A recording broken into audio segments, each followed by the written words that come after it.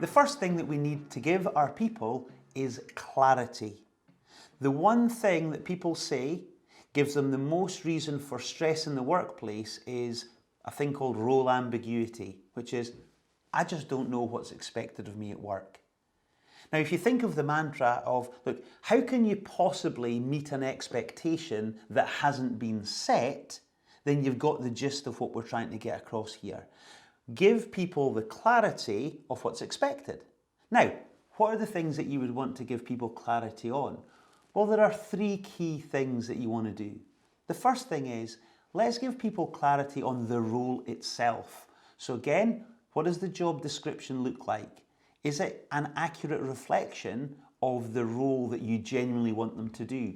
Oftentimes, what we're seeing is that people are recruiting for a role and then they'll go onto Google, get a job description that vaguely matches that kind of role, and then that's what's produced to the individual. And then, no surprise, when they follow that job description and it's not what you want, then there's some tension. So make sure that we've got a real good job description that lays out exactly what it is that you want that person to do who's performing that role. That's the first thing that we need to be really clear upon. And by the way, when should that happen? Day one. Actually, ideally before day one. They know the role that they've actually applied for and have been successful in, so that on day one, during the first day of induction, they're crystal clear. So the second thing, of course, that we need to give clarity upon are the numbers surrounding the role. So if we think about it, there are going to be some quality and some quantity metrics that surround every role.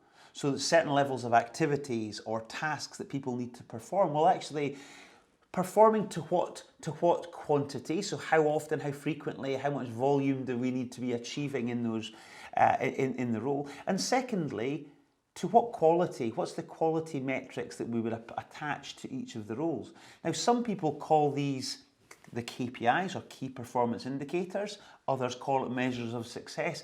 It doesn't really matter what you call them, as long as people understand, well, how will I be measured? How will I know whether or not I'm doing a good job? So the numbers of the role are really important. And then the last thing that we need to look at is behaviours and standards. So if you think about it this way, if you have a performance issue with any member of your team, the chances are you're going to find it much easier to address the numbers aspect. So the performance against sales numbers, for example, you're either above or below what we expect. That's a much easier thing to handle. However, if you think about what most people have challenges with, it's around tackling behaviours that you don't want to see happening again. And that becomes really quite hard if you've got nothing to lean against. Because what we want to be really clear with people are how do we behave within this business? And the behaviours are really guided by the values of the company. So are we clear upon what the values actually are within the business, and do people understand what they are and what they mean? And importantly, well, how do I take that down to day-to-day living? What behaviours do I need to be demonstrating in order to be supporting that particular value? And the standards as well, it kind of goes hand in hand with values, which just says, look, what are the standards when it comes to team meetings, for example? Actually, Clive Woodward, the famous rugby coach, he talks about teamship rules. So what are the right things to do around meetings? What are the standards that we have for meetings? What about timekeeping? Again, he's got a thing called Lombardy time, which is, if a meeting starts at 9 o'clock, it starts at 9 o'clock. So you arrive 10 minutes early so that you're ready to go at 9 o'clock. Not arriving at 9 and then maybe starting sometime just after that. So again, being crystal clear with people right from the outset doesn't half help. Because all of these things really is ultimately trying to help move people to a position of responsibility. Because it's a bit like I've got this baton in my hand right now. The process of actually handing over responsibility starts here. At the other end of this baton, I'm not going to let go of it until I know you've got it. So I'll be checking. It says, look, are you clear? You got it? You understand? Yes.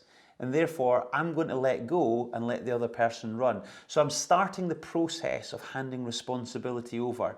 And this is one of the key areas that we need to look at if we want to move people from a position of blame to responsibility.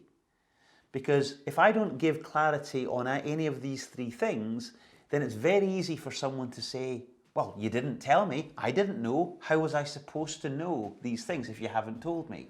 No, that doesn't happen when you get really crystal clear around the role, the numbers, and the behaviours and standards. So we're starting the process of moving people to high performance attributes.